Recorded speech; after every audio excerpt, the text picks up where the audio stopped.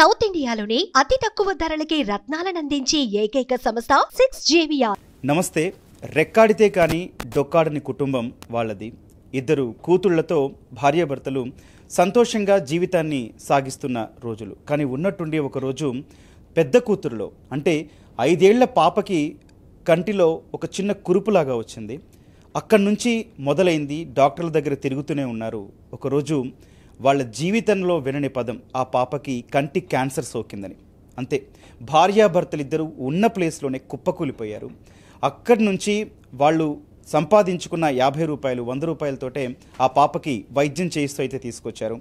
ఇక ఇప్పటి వరకు పెట్టిన డబ్బు మా రెక్కల కష్టాన్ని మించి పెట్టాము పాపకి. అయినా ప్రస్తుతం పాపకి ఇంకా నయం కావట్లేదు. తట్టుకోలేకపోతున్నాం పాప బాధను చూడలేక అంటూ కూడా వాళ్ళు సుమన్ టీవీ దగ్గరికి వచ్చారు. ప్రస్తుతం ఆ పేరెంట్స్ మన దగ్గర ఉన్నారు. ఆ పాపకి ఎందుకంత కష్టం వచ్చింది, అసలు డాక్టర్లు ఏమంటున్నారు, వీళ్ళు ఏ సాయం కోరుకుంటున్నారు, ఒకసారి వాళ్ళతో మాట్లాడదాం. నమస్తే అండి, ఏం పేరు మీరు, ఎక్కడి నుంచి వచ్చారు? పొదిలి నుంచి వచ్చామండి. కాసిం వల్లి నా పేరు. ఆటో తోలుతుంటాను. మాకు పాపకి 8 నెలలు అయిందట వచ్చి. అదంటే మాకు తెలియదు. 8 నెలల కిందట హాస్పిటల్ తిప్పుతుంటే వాపు వస్తుంది. వాపు వల్ల తిప్పుతా ఉన్నాం.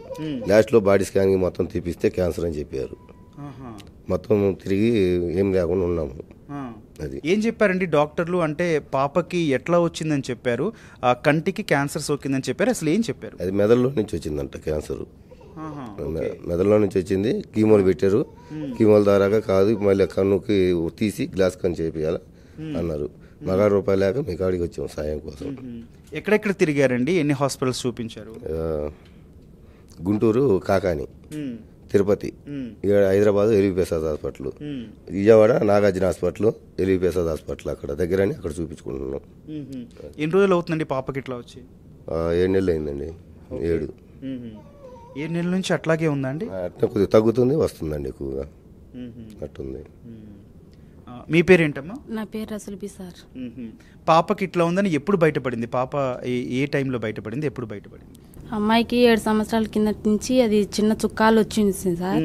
అది వచ్చినప్పుడు ఏంటంటే డాక్టర్ల దగ్గరికి వెళ్తే అమ్మాయికి అది క్యాన్సర్ అని చెప్పారు. వాళ్ళు క్యాన్సర్ అని చెప్పారు. ఇంకా హాస్పిటల్కు రాసిచ్చారు. హాస్పిటల్ ద్వారా నుంచి కీమోలు పెట్టారు. కీమోలు పెట్టినా కానీ అమ్మాయికి తగ్గుతుంది, మళ్ళీ వాపు వచ్చేస్తుంది. ఇంకా మళ్ళీ బాడీ స్కానింగ్ తీస్తే అది మొత్తం చిన్న మెదడులో మొత్తం ఫామ్ అయిందమ్మా. అమ్మాయికి ఆపరేషన్ చేయాలా, చేస్తేనే అమ్మాయి బతికిద్ది, లేకపోతే బతకదని చెప్పారు సార్ మాకు. ఇంకా ఆ మాట చెప్పారు కానీ మాకు ఇంకా నాకేం డబ్బులు దొరకలేదు సార్. ఇంకా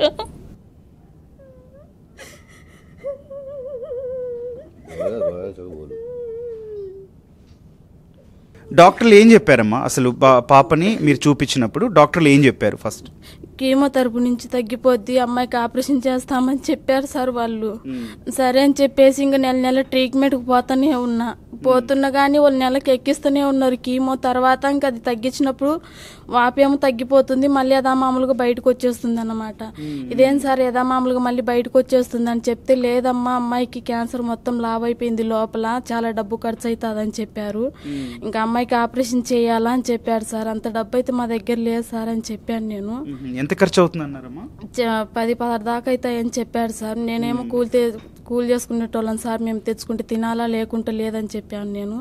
అమ్మ ఆపరేషన్ చేస్తేనే పాప బతికిద్ది, లేకుంటే బతకదని చెప్పారు సార్. ఇంకా ఇక్కడ సుమా టీవీ వాళ్ళ తరపు నుంచి సహాయం చేస్తారని చెప్పేసి మేము ఇక్కడికి వచ్చాం సార్. నా పాపను బతికిమని చెప్పేసి నేను అందరినీ కోరుకుంటున్నాను సార్. ప్లీజ్ సార్ మా పాపను బతికించండి. తప్పకుండా మా సహాయం అందుతుంది, మీరు నిశ్చింతగా ఉండండి. పాపకి కీమోథెరపీ అంటే పెద్ద వాళ్ళే తట్టుకోలేరు, పెద్ద వయసున్న వాళ్ళు. మరి అంత చిన్న పాప కీమోథెరపీ చేస్తున్నప్పుడు ఎట్లా తట్టుకుంటుందండి? నెలకోసారి ఇచ్చారు సార్. ఆ కీమో పెట్టినప్పుడు కానీ అమ్మాయికి పిడ్స్ అలాంటివి వచ్చేస్తున్నాయి. వచ్చినప్పుడు కానీ పాపకు ఆ పిడ్స్ వచ్చినంతసేపు కీమోలు పెట్టకుండా మానుకున్నారనమాట. మళ్ళీ అది పిడ్స్ తగ్గిన తర్వాత అమ్మాయికి వాంతింగ్స్ అట్లా అవుతున్నాయని చెప్పేసి మళ్ళీ తీసేశారు. మళ్ళీ నెలకు టైం ఇచ్చారు. మళ్ళీ నెలకు పోయారు, మళ్ళీ కీమోలు పెడుతున్నారనమాట. ఆ కీమోలు పెట్టినప్పుడు కానీ అమ్మాయికి మళ్ళీ యథామామూలుగా వాపు వచ్చేస్తూనే ఉంది, తగ్గట్లేదు సార్ అమ్మాయికి. వాపు వచ్చినప్పుడు పాప తట్టుకుంటుందా అండి, లేకపోతే? సార్ ఇంకా అది ఏదో సిరప్ ఇచ్చారు మాకు. ఆ సిరప్ అమ్మాయికి తాపితే మెలకుండా పడుకుంటది. ఆ సిరప్ గిన్నె లేకపోతే ఇంకా కింద పైన అవుతుంది సార్. ఇంకా కూడి నీళ్ళు లేకుండా కానీ ఇంకా అట్నే పడుకుంటుంది సార్. ఇంకా అమ్మాయి ఇంకా 4-5 రోజుల దాకా అన్నం కానీ తిందన్నమాట ఇంకా అమ్మాయి. అది సార్ మా పరిస్థితి. ఏదో మీ సుమ టీవీ వాళ్ళ తరపు నుంచి మా పాపకు సహాయం చేస్తారని చెప్పేసి ఎంతో కోరుకుంటున్నాను సార్. నేను ప్లీజ్ సార్ మా పాపకు సహాయం చేయమని నేను కోరుకుంటున్నాను సార్. ఇప్పుడు డాక్టర్లు దానికి ట్రీట్మెంట్ అవుతుంది లేకపోతే క్యాన్సర్ ఎన్నో స్టేజ్లో ఉందని ఏమైనా చెప్పారమ్మా? చెప్పలేదు సార్, స్టేజ్ ఇంత అని చెప్పలేదు. అమ్మాయికి ఆపరేషన్ చేయాలని చెప్పారు మాకు.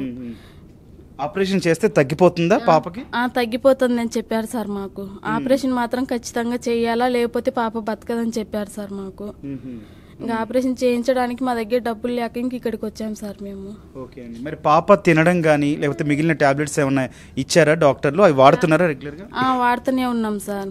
అమ్మాయి తినడానికి కారణం కానీ టాబ్లెట్ వేస్తే అమ్మాయి కడుపులో అన్నం ఉంటుంది అన్నమాట, లేకపోతే అది రివర్స్ కొట్టేసి మొత్తం వాంతింగ్ చేసేసుకుంటుంది సార్ అమ్మాయి. ఇంకా తిన్నది ఏం కడుపులో ఉండదు అన్నమాట. అమ్మాయికి మొత్తం వాంతింగ్ అయింది. ఆ టాబ్లెట్ వేస్తే కడుపు నిండా అన్నం తింది, ఇంకా లేకపోతే తిందు సార్. ఓకే. మరి పాపను దగ్గరుండి ఎవరు చూసుకుంటున్నారమ్మా? ఎందుకంటే మీరు కూలీ పనులు చేసుకోవడానికి వెళ్తా అన్నారు, మరి అప్పటి నుంచి ఎవరు చూస్తున్నారు? నేనే చూసుకుంటా సార్. ఇంకా ఇంట్లో ఇంకా ఈయన ఇంకా ఆటోకి వెళ్తున్నారు కదా అని చెప్పేసి పాపను చూసే వాళ్ళు లేరని చెప్పేసి ఇంక నేనే చూసుకుంటా సార్. లేకపోతే ఇంకా పొలం దగ్గరికి వెళ్ళి ఇంకా ఉయ్యాల కట్టుకొని అమ్మాయిని ఉయ్యాట్లు వేసుకొని ఇంకా పని చేసుకుంటుంటా. పాపను చూస్తుంటే ప్రస్తుతం ఇట్లా ఏడుస్తూనే ఉందమ్మా, ఇట్లాగే ఉంటుందా రోజంతా? ఆ రోజు ఇట్లానే ఉంటుంది సార్. ఇంకా ఏడుస్తూనే ఉంటుంది, ఇంకేడుపు మాందు, లేకపోతే ఇంకా పడుకొని ఉంటుంది. ఆ పడుకున్నప్పుడు కానీ మనిషి ఊపితేనే పడుకుంటుంది, లేకపోతే ఇంకా ఒకటేమైనా ఏడుస్తుంటుంది. తిండి తిప్పలు లేకుండా పడుకొని ఉంటుంది అమ్మాయి.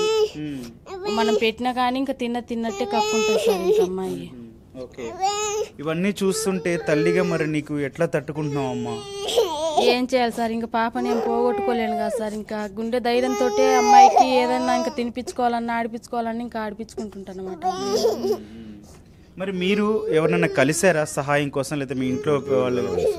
ఇంతవరకు ఎవరు కలవాలని మరే ఉన్నాయో తెచ్చుకొని పోతా ఉన్నాం. ఎంత ఖర్చు అయిందండి ఇప్పటివరకు వైద్యానికి? ఇప్పుడు 3 దాకా అయినాయి సార్.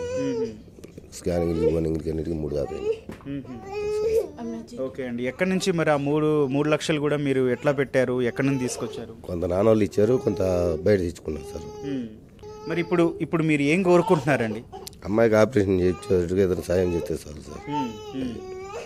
ఓకే అండి.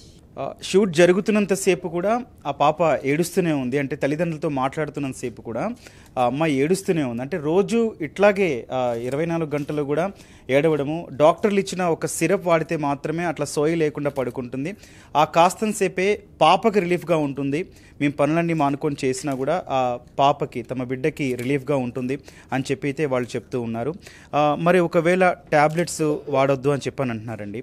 ఇప్పుడు సర్జరీ ఖచ్చితంగా జరగాల్సిందేనా? ఎందుకంటే సర్జరీ జరిగితేనే మీ పాప కోలుకునే అవకాశం ఉందా, బ్రతికే అవకాశం ఉందా?